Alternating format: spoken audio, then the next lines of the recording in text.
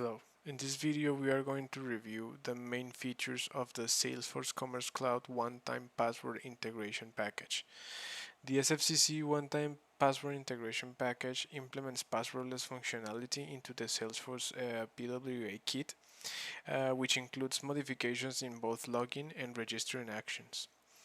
So for registering, we are going to go here to the account icon on the top in the header, and we are going to see that a pop-up is displayed. This pop-up here first is showing a form for login, and as you can see here, it's only showing the email input, but we are going to go back to this one in a moment. First, I want to show the create account or registering form, which is this one. And as you can see here, it has only first name, last name, and email inputs. No password input is here, and it has been completely removed from the registration process. So users will only need their name and email in order to create an account. So then I'm going to proceed to create an account with my email. And first I want to search for that one here in the sandbox so that you can see that the user is not registered, the customer. If I show here, you can see that no customer is here for this particular email. So then I'm going to proceed to create the account. So here, as you can see, the account has been created and I'm automatically logged in. The user is here now with the information that I provided. And then if I go here to find the customer, you can see that now it has been successfully created. So here the user is logged in and it's created, and the user or the newly registered user, the customer, has access to all the common actions that you can have in the site, which is watching the categories, watching the product list pages, or even going to the details of a particular product, even adding these products to the cart, and so on. You can go here and view the cart. So these users created without a password are not restricted in any way to any of the actions of the e-commerce site built with the PWAKit. Now that you have seen the registration without the need of a password, I'm going to log out from here. As you can see, logout is successful, and then what I'm going to do is that I'm going to proceed to log in with the newly created user and show the process of login without a password. So here I'm going to go to the login form. As I showed you earlier, it only requests for the email address, which I'm going to provide here. I think yes, I have copied it here. So I only need to provide the email address. I'm going to use the same address of the user that I just created. Then I'm going to proceed to log in with code. So you see here, a message will appear saying that if you are a registered user, a code will be sent to your email address. And if you are not, then no message or no email will be sent. Here, input for the one-time password code, the OTP code, is going to be displayed. Here you have the buttons login, which will be used after you input the code, and here you have the recent code button, which is a button that is going to be enabled every 30 seconds so that you can, or the user can, request for another code in case that the first one didn't reach their email. So if we go here to the email, we can see here that an email has arrived to our email account, and here is showing our OTP token, which is this one. It's important to remember that this token will only be valid for 10 minutes. After that one, the code will be useless. Then I'm going to proceed to copy this code, and I am going to paste it here in the input for the OTP, and then I am going to log in. So as you can see here, it says that I'm logged in already. If I go to account details, you can see that those are the same details that were provided in the account creation of the of my user. And then again, all the actions of the site are available to this user. I can check the items, the products of the site. I can go to the categories. I can check the account details. I can go to the cart. In this case, it's empty. Everything can be done here with this user. So now I'm going to proceed and show that this is in fact true, that the user is not limited in any way. And I'm going to buy an item, say 2 items of this product.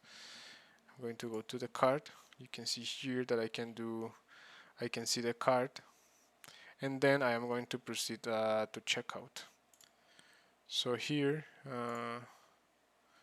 it's going to ask for my shipping address. I'm going to put my name here. I'm going to put a phone. I'm going to put this with information.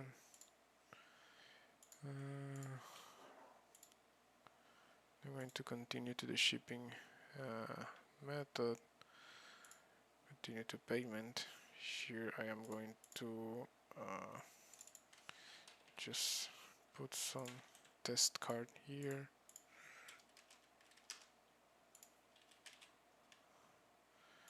I'm going to review my order. You can see that all the information that I just entered is there. And then I'm going to proceed to place the order, which you can see the order has been successfully placed to this user. I'm going to take the order number here, and then I'm going to go to the orders. I am going to search for the order, and then here you see that the order is there. It's been created. So in fact, users created without the need of a password and logged in without password are able to also create orders and buy items from the site with no issues at all. One last thing that I want to show is that, as you saw when I was logging, I am going to proceed to log out here, and I'm going to go back here. One of the things that I showed earlier was that there was a recent recent code button here for the login process. Here, as you can see, it's disabled, and after 30 seconds will be enabled again. And when I pressed it, a new code will be sent to the email. As you can see here, the code arrived. But what I want to show is that we've created this integration package in a way that it cannot be exploited. So the users cannot send multiple requests and then just damaged in any way the server. So this has a validation in which after 3 attempts of login, the user will need to wait a certain time. In this case, it has been configured to 5 minutes, but the person who implements or who uses this package can implement the time that they consider appropriate. And so after trying to log in 3 times, this validation will be activated, and the user will need to wait those minutes in order to try a login attempt again. So I'm going to resend here the code. As you can see here, it arrived again, and we have already we will need to use this resend code option one more time in order to be able to see the validation message. So here the button is active again, and if I send here, you will see that a message will appear saying that we have reached the limit of login attempts, and that the user can try login again at this hour. So let's say, and this is not only valid for recent code but also for login. So let's say an user wants to evade this and go here and send that the code again.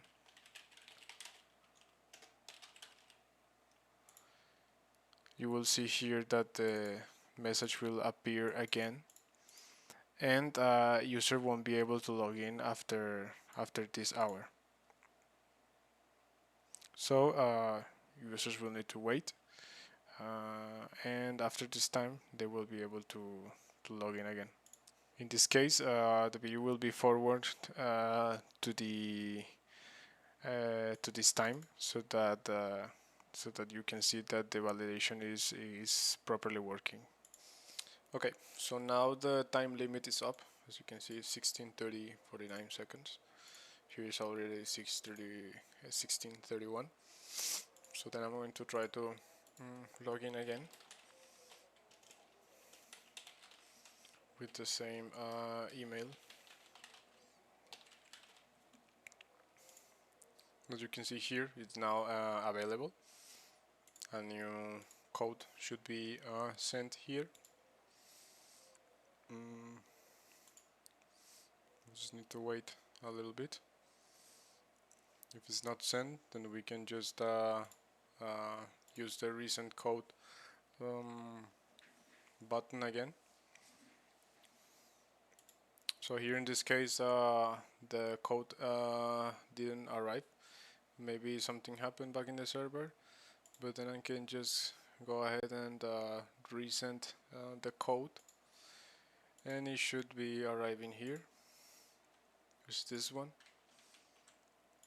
and then I just need to paste it here and log in. As you can see, I'm logged in again, and it's the same user, same information. So as you can see here, these are the main features of the Salesforce Commerce Cloud one-time password integration package. This package it all implements functionalities in both the React template, and it also includes some server-side development and features, which are all useful to the user and thinking about the security. Thank you for watching, and I hope you can use this package.